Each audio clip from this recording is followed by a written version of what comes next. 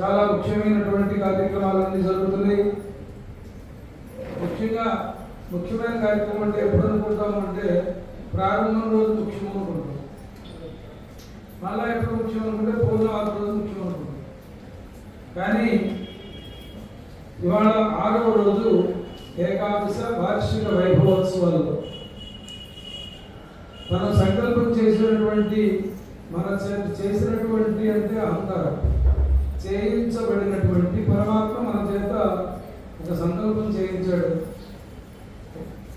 ఆదిత్యాది నవగ్రహములు,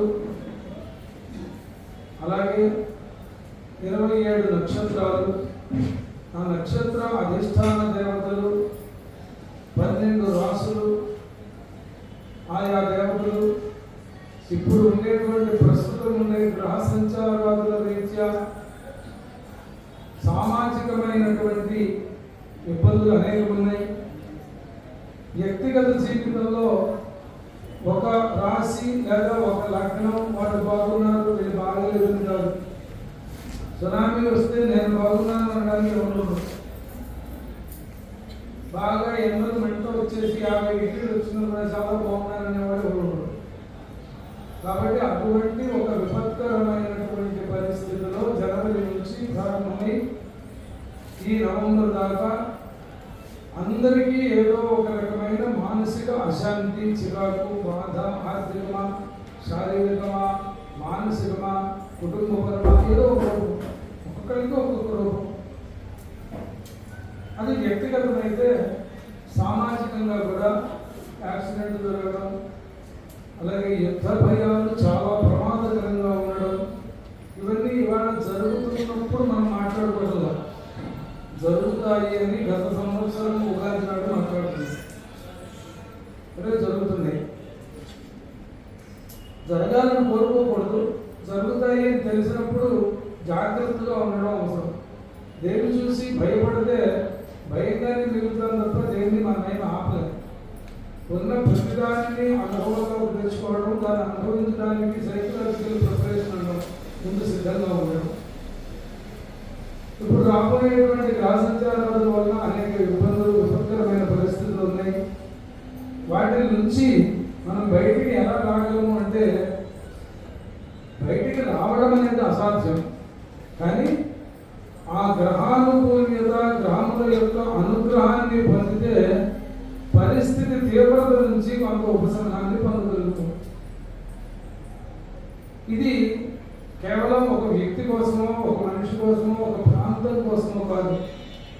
భూమండలంలో నివసిస్తున్నటువంటి సమస్త మానవాళి జీవకోటి అందరికీ ఎక్కడో ఒక అగ్నిపర్వతం జరుగుతుంది, ఒక చోట అకాల ప్రళయం వచ్చి నదులు పొంగుతాయి, ఒక చోట ల్యాండ్ స్లైడ్ మొత్తం కొండలు పడిపోతుంటాయి, ఒక చోట భూకంపాలు వస్తుంటాయి, మరొక చోట యుద్ధభయాలు కావాలని తెచ్చిపెట్టలేవు కొన్ని ఉంటాయి, వాడందరూ వచ్చిపెట్టేవి కొన్ని ఉంటాయి.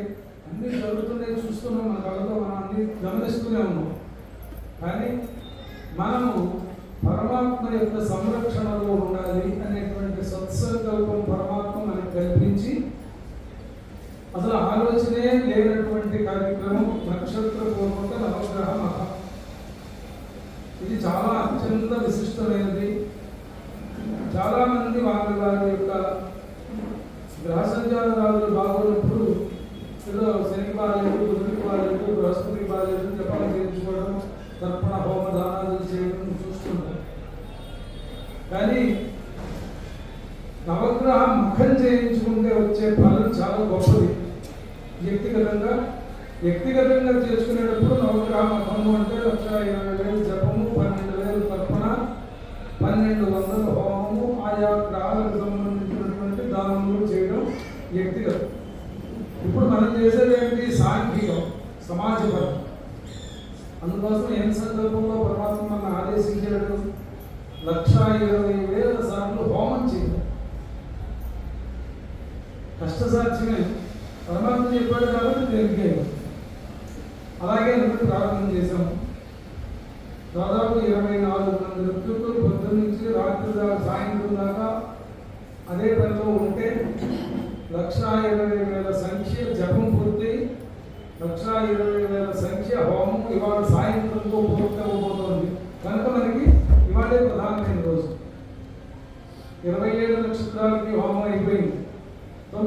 నామాల సంఖ్య జపము భావము వాళ్ళ సాయంత్రంతో పూర్తయిపోతుంది.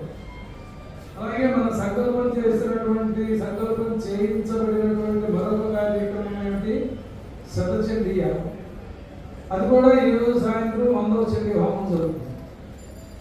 కాబట్టి ముఖ్యమైన రోజు ఎప్పుడు అంటే ఇవాళనే చెప్పుకోవాలి. కార్యక్రమాలు మొదలైనవన్నీ ఒక చివరి స్థితికి వస్తున్నాయి కనుక మనం ఇక్కడ దాకా చేయగలమంటే ఆరోగ్యం కుదరపడాలి, ఆర్థికం కుదరపడాలి, వర్షాలు పైనుంచి వచ్చేటువంటి వాతావరణం సహకరించాలి, ఋతువులకు ఆరోగ్యం బాగుండాలి, అన్ని కుదిరితే చేయగలం. అన్ని సహకరించినాయి కనుకనే ఇక్కడ దాకా రాగలిగాము. ఇవాళ చాలా ముఖ్యమైనటువంటి రోజు. సూర్య భగవాను ఆరాధన చేశాము.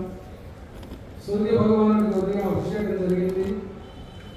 ఇప్పుడు రోజు వస్తున్నారు చాలామంది. మన దేవాలయంలో ఉండేటువంటి ప్రతిష్ఠిత దేవతామూర్తులు ఇంకా ఎవరికైనా అభిషేకం హోమం చేయవలసిన వాళ్ళు ఉన్నారా? అందరూ అయిపోయారా? అవునండి, మిమ్మల్ని అడుగుతున్నా. దేవాలయంలో ఉండే ప్రతిష్ఠిత దేవతామూర్తులు అన్నిటికీ అభిషేకాలు, అర్చనలు, హోమాలు అయిపోయినాయా? జ్ఞానం మిగిలినాయా?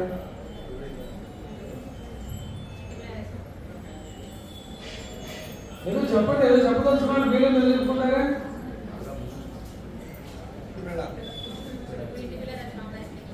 మరి ఆ మాట చెప్పరే, ప్రధానమూర్తి అయినే కదా, ఎందుకు మొహమాట పడతారు చెప్పడానికి? దేవాలయంలో ఉండే సుబ్రహ్మణ్య స్వామి, ఆంజనేయ స్వామి, సీతారామస్వామి, అటుపక్కన విష్ణుమూర్తి, ఇటుపక్కన వల్లీ దేవసేన సుబ్రహ్మణ్యేశ్వరుడు, లోపల ఉన్నటువంటి ప్రధాన దేవతామూర్తి అయినటువంటి శ్రీ వల్లభాంబ మహాగణపతి స్వామి, సూర్య భగవానుడు, కాలాత్మ సుందరి అమ్మవారికి అందరికీ అభిషేకాలు అర్చనలు పూర్తయిపోయాయి. నవగ్రహాలకి ప్రతిరోజు ఏ గ్రహానికి ఇవాళ అభిషేకం, ఇవాళ ఏ గ్రహానికి హోమం జరుగుతుందో ఆ గ్రహానికి సంబంధించిన అభిషేకము, అర్చన జరుగుతుంది. కాబట్టి అది అయిపోయింది. ఇంకెవరున్నారు ఇప్పుడు? ప్రధానమైన మూర్తి చిత్రలారీ స్వామి. ఈ ఆస్థానానికి అధిపతి, మనందరికీ అధిపతి ఆయన. మరి చివరి రోజు ఆయన పెట్టడం ఏంటి అంటే ముఖ్య అతిథి చేత చివరికి మాట్లాడిస్తాను కదా. ప్రధానమైన వ్యక్తి ఎవరైతే అనుకుంటామో ఆయన్ని చివరికి ఆయనతో మాట్లాడిస్తారు. ఆయన మంచి విషయాలు చెప్తాడు. అసలైన సారమంతా ఆయన దగ్గర చెప్తాడు. మిగతా వాళ్ళందరూ కోరికలు కోరుకుంటారు స్టేజ్కి, ఆయన వాడికి వరాలు ఇస్తూ ఉంటాడు. ఇది సామాజికంగా మనం చూసేటువంటి అన్ని వేదికలు. మన రేపొద్దున చిక్కపిల్లారి స్వామి వారికి చాలా విశేషమైనటువంటి ద్రవ్యాలు వస్తున్నాయి. వాటన్నిటితోటి అభిషేకం వచ్చాయి పొద్దున 8 గంటలకే. అది అవగానే సహస్ర మోదక లక్ష్మీ గణపతి హోమం జరుగుతుంది. 1000 ఉండ్రాళ్ళతో గరికితో హోమం జరుగుతుంది. యో మోదక సహస్రేణ యజతి సవాంచితబలమవాప్నోతి యో పూర్వాంకురైర్యజతి సవైశ్రవణోపమో భవతి యో లాజైర్యజతి సయశోవాన్ భవతి. లాజలతో హోమం చేయడం గణపతి హోమం. లాజలు అంటే వరి పేల, జొన్న పేలలు కూడా పేలాలు. వాటితో యోలాజతి యశస్సును కోరుకునేవాడు లాజలతో హోమం చేయాలి. దూర్వాంకురాలతో హోమం చేయాలి. దూర్వాంకురాలు లేకపోతే బాగా చాలా పట్టుకొస్తారు అనుకుంటున్నాను. ఎవరి దొడ్లో ఉన్నా వాళ్ళందరూ చక్కగా ఏదో అంత పచ్చగడ్డి మోపులా కాదు, చక్కగా నీట్గా కోసి ఒక్కొక్క కొసకి 3-4 రేఖలు ఉంటాయి. అలాంటివి తీసుకొని రేపు తీసుకొస్తే అవన్నీ హోమం చేద్దాం. యో దూర్వాంకురైర్యజతి సవైశ్రవణోపమో భవతి. వైశ్రవణుడు అంటే కుబేరుడు. కుబేరుడు లాంటి ఏం రావాలి? బుద్ధి కుశలత రావాలి. డబ్బు రావడం కదా, బుద్ధి కుశలత ఉన్నవాడు కనుక కుబేరుడి దగ్గర డబ్బు ఉంది. డబ్బు ఉన్న వాళ్ళందరికీ కుబేరుడు ధనాధిపతి, ఆయనకి డబ్బు ఉంటాయనకూడదు. కుబేరుడికి బుద్ధి కుశలత ఉంది. ఎక్కడ దానం చేయాలి, ఎక్కడ ధర్మం చేయాలి, ఎక్కడ దాచిపెట్టాలి, ఏది వాడాలి, ఏది వాడకూడదు, ఎందుకు మనం అంటే డబ్బుల మీద ఒక కంట్రోల్. అవసరమైన చోట ఖర్చు పెట్టితేలా, అనవసరమైన చోట ఖర్చు పెట్టకూడదు. దానం చేయవలసి వస్తే తప్పనిసరిగా దానం చేయాలి. ఎవరికి ఏది ఎప్పుడు ఎలా అవసరమో అలా దానం చేయాలి. ధర్మం చేయాలి అంటే దైవ కార్యాలు చేయాలి. దానికోసం విపరీతంగా చాలైనంత ద్రవ్యాన్ని ఖర్చు పెట్టాలి. అక్కడెక్కడ దారిద్ర్యం మనసుకు రాకూడదు. వైశ్రవణుడు అనేటువంటి మహనీయుడు ధనాధిపతి అంటే డబ్బు దాచిపెట్టి మొట్టలు పెట్టి బీరువాలో పెట్టే రిజర్వ్ బ్యాంక్ లాంటి వాడు కాదు. అది గుర్తుపెట్టుకోండి. ఉపయోగం పూర్తి చేస్తే డబ్బులు బాగా వస్తాయి కాదు, ఏమొస్తాయి? ధనాన్ని ఎలా వినియోగం చేయాలి అనేటువంటి బుద్ధి కుశలత వస్తుంది. మంచి పనులు చేయాలి అనిపిస్తుంది, ధర్మకార్యాలు చేయాలి అనిపిస్తుంది, 100 మందికి భోజనం పెట్టాలి అనిపిస్తుంది, చదువు లేని వాళ్ళకి చదువు చెప్పాలి అనిపిస్తుంది, చెప్పించడానికి ఫీజులు పెట్టాలి అనిపిస్తుంది. అలాంటి మంచి బుద్ధుల్ని కల్పించేటువంటిది వైశ్రవణుడు. దూర్వాంకురాలతో గణపతికి వాహనం చేస్తే వైశ్రవణుడు అనుగ్రహం చేత ధనము మీద పట్టు ఏర్పడుతుంది. పట్టు ఏర్పడడం అంటే ధనాన్ని ఎప్పుడు ఎంత దాచాలి, ఎక్కడ దాచాలి, ఎలా దాచాలి. మనం దాచిన తలకెళ్ళి పెట్టుకుంటే జమ్మలు ఎత్తుకుంటారు, బ్యాంకులు పెట్టి మడికి ఎత్తుకోరు. ఎక్కడ దాచాలి అది భయమే. కనుక అవన్నీ ఆ బుద్ధి కుశలతలు ఇచ్చేవాడు వైశ్రవణుడు. అందుకోసమే గరికతో హోమం చేస్తే అటువంటి అద్భుతమైన అవకాశం వస్తుంది. తర్వాత యో మోదక సహస్రేణ యజతి సవాంఛిత ఫలమవాప్నోతి. మోదక సహస్రం 1000 ఉండ్రాళ్ళు తయారు చేసి ఆ ఉండ్రాళ్ళని హోమం చేయడం. అది ఎంత ఉండాలి అన్నారు. ఉండాలంటే మనం రోజు చేసుకునే లడ్డూలు కాదు. ఎంత ఉండాలి? బదరీ పత్ర ప్రమాణం, బదరీ ఫల ప్రమాణం. చిన్న రేకాయలు ఉంటాయి కదా, రేగుకాయలు అంటే ఇప్పుడు వచ్చే రేకాయలు కదా. మనకి చిన్నప్పుడు భోజపడి పోసేటప్పుడు ఇంట్లో వాడేవాళ్ళు కదా చిన్న చిన్న రేగికాయలు. బదరీ ఫల ప్రమాణంతో తయారు చేయబడినటువంటి ఉండ్రాళ్ళని హోమం చేయాలి. ఎన్ని? సహస్రం. యో మోదక సహస్రేణ యజతి సవాంఛిత ఫలమవాప్నోతి. నిర్విఘ్నంగా మా కార్యక్రమాలని జరగాలి. దేవాలయంలో దైవానుగ్రహం విఘ్నం లేకుండా భక్తులందరికీ కలగాలి. దైవానుగ్రహంతో సమస్త లోకాలు సుభిక్షంగా ఉండాలి. అందరి బుద్ధి సత్ప్రవర్తనలోకి రావాలి. సన్మార్గులై ఉండాలి. దుర్మార్గత్వం నశించుకోవాలి అనేటువంటి అద్భుతమైన వాంఛ. అది కోరిక. కోరిక అనేది మంచిది ఉండాలి. నేను బాగుండాలి, నాకు బ్రాస్లెట్ ఉండాలి, ఇంకో కారు కొనుక్కోవాలి, అది కాదు. కనుక అటువంటి అద్భుతమైనటువంటి మంచి సంకల్పంతో రేపు సహస్ర మోదక గణపతి హోమం, సహస్ర దూర్వాపత్ర హోమం, లాజ హోమం, గణపతికి రేపు హోమం జరుగుతాయి. గణపతికి అభిషేకం జరుగుతుంది. అది అబద్ధం అవడంతో చండీ యాగం 9:30కి చండీ యాగ పూర్ణాహుతి. చండీ యాగ పూర్ణాహుతి 9:30కి ప్రారంభమవుతుంది. మీరందరూ చూస్తూనే ఉన్నారు. ప్రతిరోజు 8 గంటల 5 నిమిషాలు పాంప్లెట్లో ఉంటే 8 గంటల 5 నిమిషాలకి మైక్తో మనుషులు ఇక్కడ సిద్ధంగా ఉండాల్సిందే. దేవుడి దగ్గరికి వచ్చాక నేను ముందు వచ్చాను లేకపోతే నేను వస్తున్నానని ఫోన్ చేస్తే ఆగడం అనే శబ్దమే ఇక్కడ లేదు. దేవుడి దగ్గరికి వచ్చాం, తల ఉంచుకుని ఉంటుంటే దేవుడి దగ్గర, ఎవరి దగ్గర ఎవరు తల ఉంచట్లేదు. దేవుడి దగ్గర తల వంచకపోతే మట్టికి కొట్టి ఉంచుతారు. కనుక జాగ్రత్తగా ఉంది. 9:30కి చండీ హోమం పూర్ణాహుతి. 10:00కి రేపు అక్కడ ఇక్కడ చేయకపోతే రేపు నక్షత్ర నవగ్రహ మండపంలో ఇంకొక విశేషం ఏంటంటే ఇప్పుడు 6 రోజుల నుంచి 27 నక్షత్రాలు 9 గ్రహాలకి సంపూర్ణ సంఖ్య హోమం అయిపోయింది. వాళ్ళ సాయంత్రానికి అయిపోతుంది. మరి రేపటి రోజున పూర్ణాహుతికి ముందు చాలామందికి భక్తుల్లో ఒక లక్షణం ఉంటుంది. 4 రోజుల ముందు పాంప్లెట్ ఇస్తే పూజ ప్రారంభమైన తర్వాత నా పేరు రాసుకోండి అంటారు. అంటే చేస్తారో లేదో వాళ్ళకి అనుమానం. అప్పుడు ఒక రోజు గడిచిపోయింది. నిన్న చేశారు కదా నమ్మకంతో ఇవాళ పట్టుకొచ్చి 2వ రోజులు ఇచ్చారు. అప్పటికి 6 నక్షత్రాలు అయిపోయినాయి, 2 గ్రహాలు అయిపోయినాయి. మనకు అవకాశం ఎట్లా తెచ్చుకోవాలి?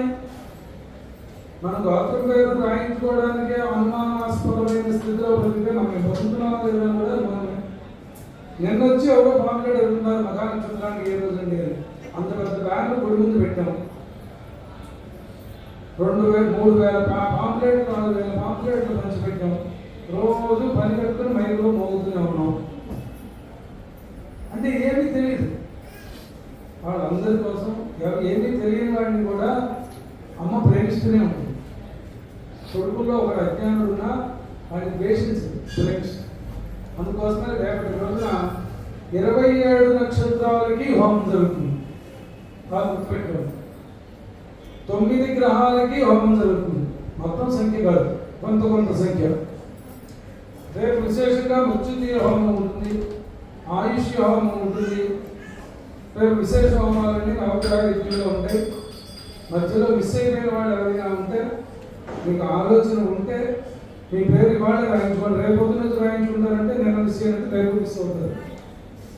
మనం ఇంటి దగ్గర 8ంటికి రావాలనుకుంటాం, 9ంటికి వస్తాం. అక్కడికి ఇక్కడ కార్యక్రమాలు ఆగవు, ప్రారంభం అయిపోతాయి, పోయిందనుకుంటాం. ఇవాళ రాయించుకోండి. రేపు 27 నక్షత్రాలు, అలాగే 9 గ్రహాలు, 12 రాసులు, మృత్యుంజయం, ఆయుష్ హోమం అన్నీ జరుగుతాయి. మీ గౌరవనామాలు రాయించుకోండి. చండీ హోమం ఇవాళతో రేపు 10:15కి అక్కడ నక్షత్రపూర్వక నవగ్రహ హోమం పూర్ణావతి. చండీ హోమం 100 హోమాలు ఇవాళతో పూర్తి అయిపోతున్నాయి. ఏదైనా సరే పూర్తి చేసి ఆపకూడదు. ఇంట్లో కూడా రాత్రి భోజనం చేసి గిన్నెలు కడుక్కుని పడుకోకూడదు. అతిథుల కోసం, అభ్యాగతుల కోసం కొంత ఆహారాన్ని ఉంచాలి. మధ్యాహ్నం అయినా సరే నా వరకు అన్నం వండుకుని ఆ 4 ముక్కలను తినేసి గిన్నె తోనేసి కడిగి భోజనం చేయకూడదు. అక్షయంగా ఇంట్లో ఆహారం ఉండాలి. అంటే ఏం చేయాలి? మధ్యాహ్నం మనం భోజనం చేసిన వాళ్ళు మెడలో గిన్నెలో కొంచెం అన్నం పదార్థాలు ఏదో కొంచెం అట్టు పెడితే ఎవరైనా అభ్యాగతి మనం 2 గంటల వాళ్ళప్పుడు దుమ్మంలో ఎవరు వచ్చి మనం తిని కడిగేసి పడుకున్న తర్వాత అమ్మ ఆకలి వేస్తుందని అడుగుతాడు. పరమాత్మ వచ్చింది దుమ్మంలో ఉంటుంది. మీ దగ్గర ఏముంది? పెట్టడానికి బియ్యం ఉంది. ఎక్కడ కనీసం ఆ గుప్పుడు అన్నమన్నా తీసుకొని చేతిలో పెట్టి ఆ మాత్రం అవకాశం మనం వేసుకోలేమా? గిన్నె కడిగి బోధించకూడదు. ఇంకో పదార్థం వండేదాకా ఈ పదార్థం పూర్తి అవ్వకూడదు. రాత్రి 1 గంటప్పుడు ఎవరో వచ్చి అమ్మ కాస్త అన్నం పెట్టండి, లేదా ఎవరో ఒక ఆహారం పెట్టండి అని అడుగుతుంది. ఎవరో కాదండి, మీ అబ్బాయికే నిద్ర లేచి వాడికి ఆకలి వేసి వాడికి కూడా ఉన్నటువంటి ఓ నీరసం వస్తుంది, అంత పిల్లలు తింటారమ్మా అంటారు.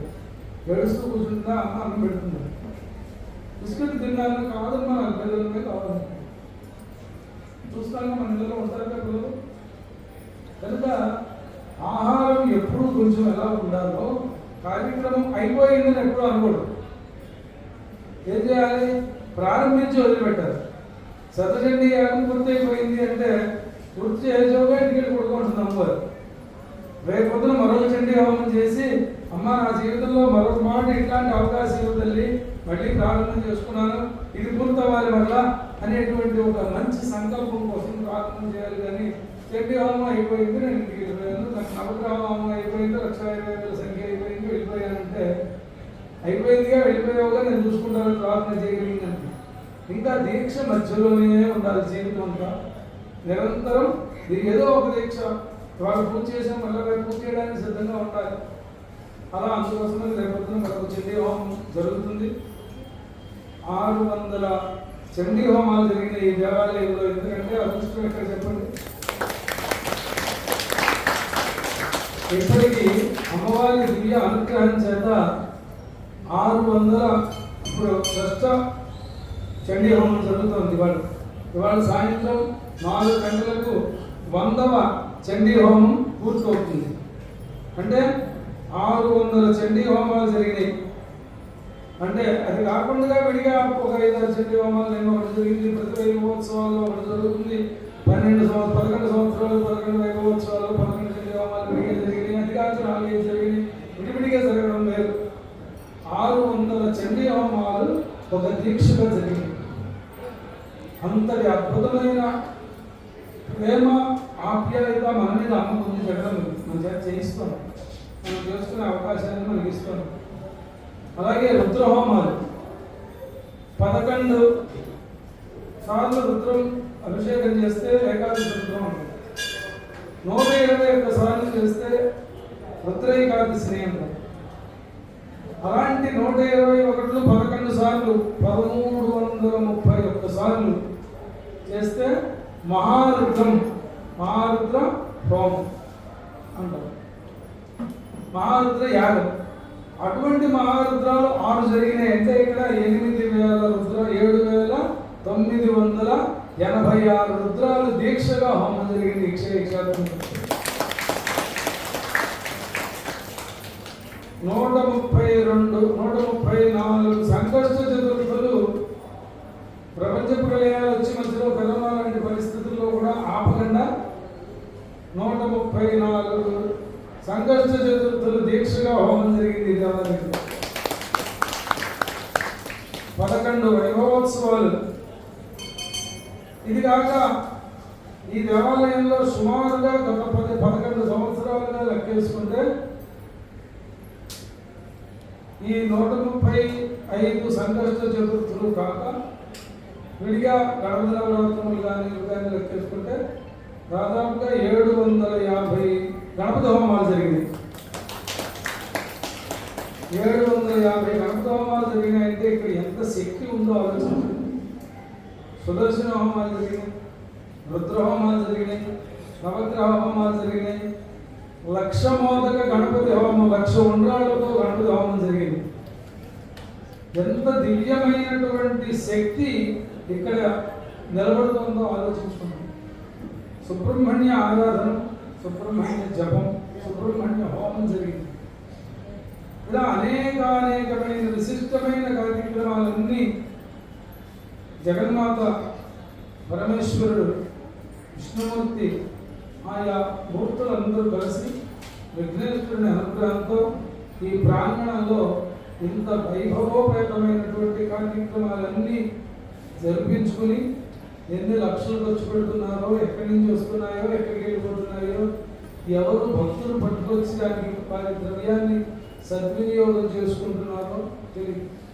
ఈ వైభవోత్సవాలకు 12-13 లక్షల రూపాయలు ఖర్చు అయితే ఎక్కడి నుంచి వస్తాయంటే అజ్ఞాతమైన భక్తులు. అలాగే ఉండాలి భక్తుడు అంటేనే అజ్ఞాతంలో ఉండాలి. 100 రూపాయలు ఇచ్చి భౌతిక పేరు ప్రయోగించుకునేవాడు భక్తులు కాదు.